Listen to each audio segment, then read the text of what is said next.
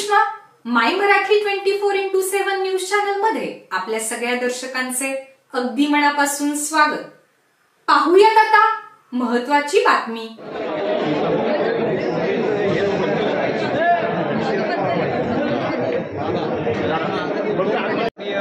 बाबूजी यांचे ज्येष्ठ चिरंजीव आणि आमचे जावाई सन्माननीय मिलिंद भाऊंचा वाढदिवसानिमित्त मी मनापासून हार्दिक शुभेच्छा देतो। आणि मिलिंद भाऊंनी बाबूजींच्या मार्गदर्शनाखाली जी प्रगती गॅलरी फार्म रिसॉर्टच्या माध्यमातून असेल, इथल्या जमिनीच्या डेव्हलपमेंटच्या माध्यमातून असेल, इथल्या सामान्य माणसाला न्याय द्यायचं काम एका तरुण होतकरू युवकानं आदरणीय मिलिंदजीनं ज्या पद्धतीनं केलं आहे ते निश्चितच वाखाणण्याजोग आहे। आज त्यांचा वाढदिवस, त्या वाढदिवसानिमित्त मी आई तुळजाभवानीच्या चरणी प्रार्थना करतो की त्यांना उदंड आयुष्य लाभो आणि त्यांचं हे यश, त्यांची ही कीर्ती भाऊंना वाढदिवसाच्या मनापासून हार्दिक शुभेच्छा।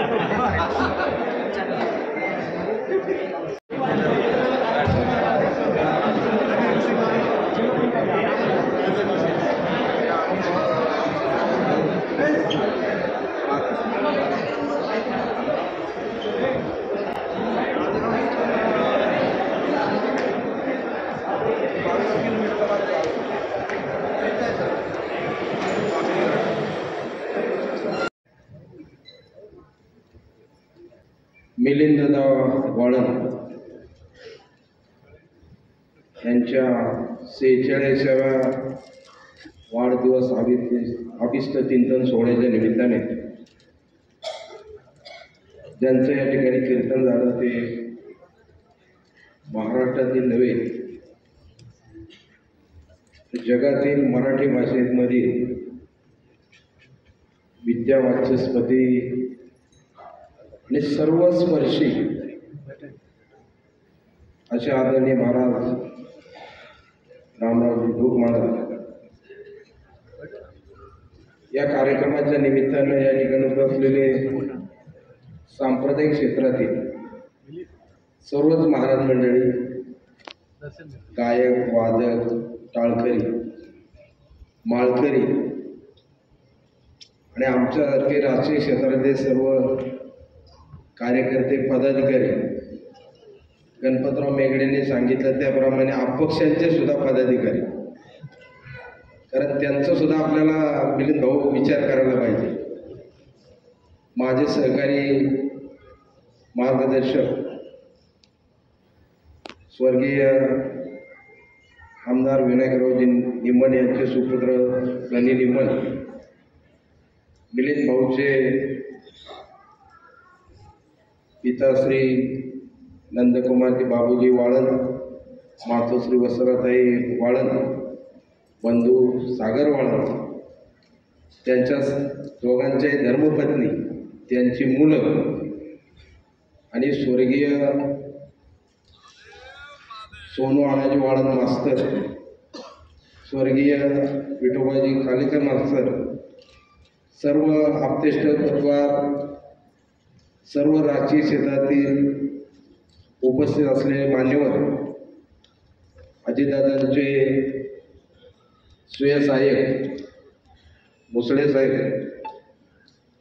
या ठिकाणी शुभेच्छा देऊन गेलेले धाराशिव तुळजापूरचे खासदार पवनराजे निंबाळकर, बाकी अनेक मंडळी, मावळ आणि पुणे जिल्ह्यातून, महाराष्ट्रातून बाबूंच्या संपर्कामध्ये आलेले सर्व सामाजिक, राजकीय, धार्मिक, व्यावसायिक, अनेक धर्माचे, अनेक पंथाचे सर्व मार्गदर्शक मंडळी, बंधू आणि भगिनी. खरं पाहिलं तर मिलिंद दादाला मी विचारलं की वाढदिवस कितवा आहे.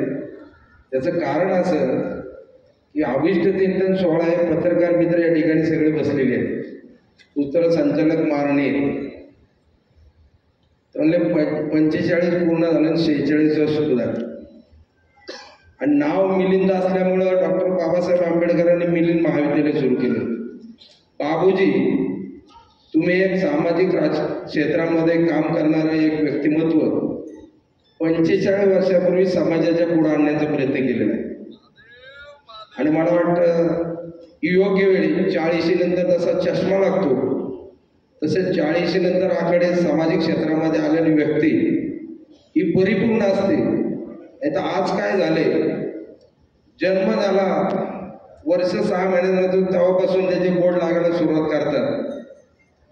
आणि तो बोर्ड लावून लावून त्याची जी काय उमेदीचा काळ असतो, त्याला जे काय जगाची माहिती मिळायला लागते, समजायला लागतं, त्याच्या आतच त्या ठिकाणी त्याला थांबावं लागतं. याचं कारण अनुभव असल्याशिवाय आणि गुरु असल्याशिवाय त्या ठिकाणी कुठल्याही प्रकारचं साध्य आपल्याला साध्य करता येत नाही. आता तुम्ही सगळे वादक वगैरे मंडळी आहात, मी पाहतोय गेल्या अनेक वर्षांमध्ये तुम्ही किती कष्ट घेतले त्याच्यामध्ये. मला सुद्धा वाटायचं की पकवाद वाजवावा, पेटी वाजवावी, टाळचा चाल धरावा, चाल म्हणावी, पण योगाने ह्या गोष्टी पुन्हा जमल्या नाहीत. त्याबद्दल मी तुमचा हेवा करतो.